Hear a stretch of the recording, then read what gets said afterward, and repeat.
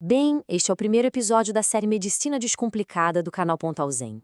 Aqui, a gente constrói aquela ponte essencial, sabe? A ponte definitiva entre a fisiologia cardiovascular purinha e a realidade caótica da sala de emergência.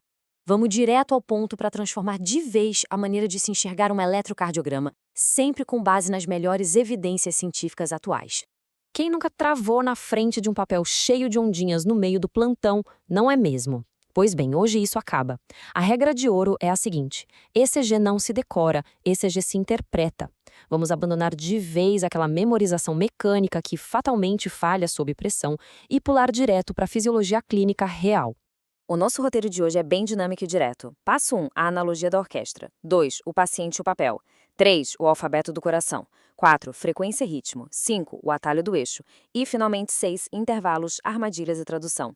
É basicamente um checklist salva-vidas para os momentos de maior estresse. Começando, então, pelo passo número 1, a analogia da orquestra e o coração hierárquico. Para entender de verdade aquelas ondas impressas, a gente precisa imaginar o coração como um conjunto musical perfeitamente sincronizado, e não apenas como uma bomba de sangue. É um sistema elétrico hierárquico maravilhoso. O nosso sino atrial é o nosso maestro, ditando o ritmo ali entre 60 e 100 batimentos por minuto. O nó atrioventricular atua como chefe de naipe. Ele faz uma pausa proposital, um pequeno atraso elétrico que é fundamental para os ventrículos terem tempo de se encher. E as fibras de Purkinje são os músicos que executam aquele acorde final, a contração simultânea. Se o maestro ou os músicos perdem o tempo, acabou a harmonia. E é exatamente essa dissonância que o traçado registra. Vamos para a segunda parte, o paciente e o papel, que cobrem os nossos passos 0 e 1. Antes de colocar a lupa nas ondas, o passo 0 é absolutamente inegociável: olhar para o paciente. Qual é o estado clínico real? Há instabilidade, dor torácica, hipotensão, confusão mental, muito suor, falta de ar? Olha, o exame é rápido e barato, mas a gente não trata o papel, a gente trata a pessoa. Um paciente pode muito bem estar infartando ativamente com traçado inicial completamente normal. E o passo 1 é conferir esse papel. Checar a padronização é vital, não dá para pular. A velocidade tem que ser 25 milímetros por segundo e a calibração de amplitude de 10 milímetros por milivolt. Só relembrando, cada quadradinho pequeno tem 1 milímetro. Na horizontal representam 0,04 segundos, na vertical 0,1 milivolt. Interpretar com a velocidade ou calibração erradas é pedir para distorcer todo o diagnóstico. E claro, sempre checar se há artefatos de tremor ou eletrodos mal posicionados antes de analisar qualquer onda. Agora, na seção 3, entramos no passo 2, o alfabeto do coração. Depois de avaliar o paciente e validar a padronização, a gente vai ler o famoso complexo PQRST. Esse é o caminho completo da ativação, ou seja, a despolarização, e a recuperação, que é a repolarização de todo o músculo cardíaco. Pensando de novo na lógica da orquestra, fica fácil.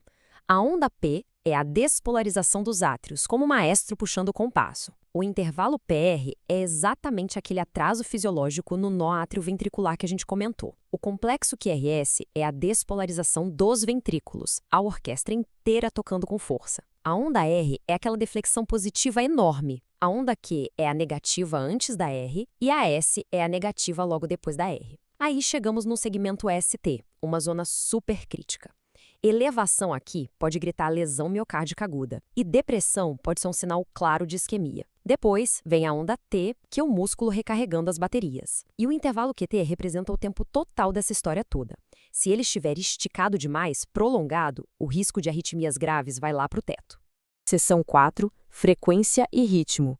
Aqui entram os nossos passos 3 e 4. É hora de usar uma matemática bem básica para pegar o andamento da música. No passo 3, para descobrir a frequência cardíaca, a gente só se faz uma pergunta: o ritmo é regular ou irregular? Se a distância entre os picos R for sempre igualzinha, maravilha. É só pegar 1.500 e dividir pela quantidade de quadradinhos pequenos entre dois complexos QES, ou 300 dividido pelos quadrados grandes. Rápido e prático. Mas e se a distância em desbatimentos variar? Se for irregular, a regra muda um pouco. É preciso pegar um trecho mais longo, geralmente aquele D2 longo no fim da página. Se a tira tiver 10 segundos, é só contar todos os complexos QRS e multiplicar por 6. Se a tira for de 6 segundos, conta-se os complexos e multiplica-se por 10. Bateu o olho, contou, multiplicou. Bem eficiente no plantão. E no passo 4, a gente finalmente confirma.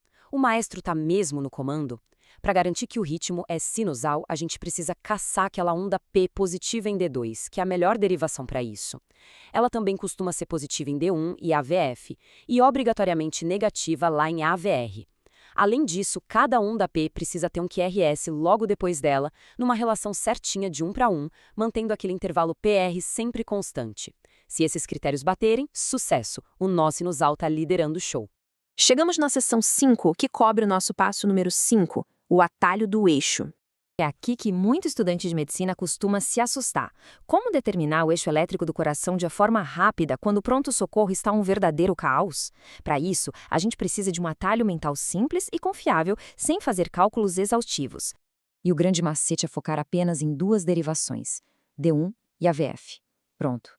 Se o QRS for predominantemente positivo nas duas, o eixo é normal. Se D1 for negativo e AVF positivo, sugere-se um desvio para a direita, que pode aparecer uma sobrecarga de ventrículo direito ou em algumas doenças pulmonares. Agora, se D1 for positivo e AVF negativo, a gente pensa num desvio para a esquerda, talvez um bloqueio fascicular anterior ou hipertrofia de ventrículo esquerdo. É um mapa estrutural rapidíssimo. Finalmente, nossa sexta parte, intervalos, armadilhas e tradução, abrangendo os passos 6 e 7. No passo 6, a gente busca atrasos perigosos. O intervalo PR longo aponta para um bloqueio atrioventricular. E atenção total aqui.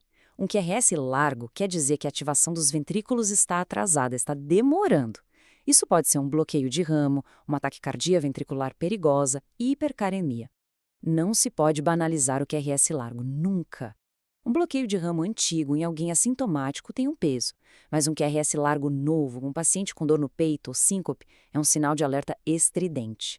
O passo 7 é não cair em pegadinhas clínicas. Um tremor muscular do paciente na maca pode sim simular uma arritmia gravíssima que nem existe.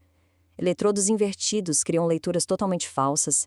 E temos aquela famosa repolarização precoce com um ST elevado e côncavo em jovens perfeitamente saudáveis que mimetizam um infarto agudo e engana muita gente no plantão. E para reforçar algo absolutamente crucial, o traçado pode sim ser completamente normal nas primeiras horas de um infarto de verdade. A clínica sempre dita a regra maior. E a regra de ouro, que norteia a emergência inteira, é justamente essa.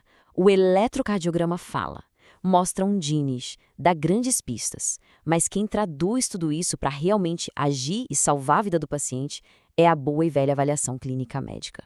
Com essa fundação estrutural e fisiológica bem sólida, a grande questão agora é como aplicar tudo isso diante do sintoma que mais apavora a todos na emergência. Essa é a deixa perfeita para o próximo episódio dessa nossa análise, que será totalmente focado em dor no peito. Vamos usar mais analogias visuais super didáticas para entender a fundo a isquemia, listar as ações prioritárias reais para quem está encarando o plantão e definir exatamente quando é a hora de pedir ajuda imediata no cuidado cardíaco. Fiquem ligados, até lá!